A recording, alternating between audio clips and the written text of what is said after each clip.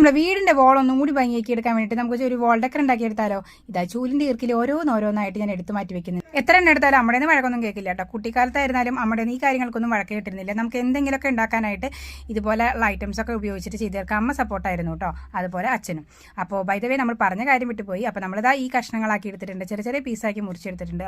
അങ്ങനെ ഒരു hexagon shape ആക്കിയിട്ട് ഞാനിത് ഒട്ടിച്ച് കൊടുക്കാൻ പോവാണ്. ഒട്ടിച്ചെടുക്കാൻ കുറച്ചൊന്ന് പാടുപെട്ടു, എന്നാലും നമ്മളത് ഒട്ടിച്ചെടുത്തിട്ടുണ്ട്. അങ്ങനെ നമ്മൾ ഐസ് ഫ്ലേക്സിന് ഡിഫറെൻറ്റ് ഷേപ്പാണെന്നാണ് പറയുന്നത്. ഓരോന്നും ഡിഫറെൻ്റ് ആയിരിക്കും അത്രേ. അപ്പോൾ അതുകൊണ്ട് നമ്മൾ എങ്ങനെ ഉണ്ടാക്കിയാലും തെറ്റിപ്പോയാലും കുഴപ്പമില്ല, കാരണം ഇതൊരു ഡിഫറെൻ്റ് ആയിട്ടുള്ള ഐസ് ഫ്ലേക്സ് ആണെന്ന് വിചാരിച്ചാൽ മതി.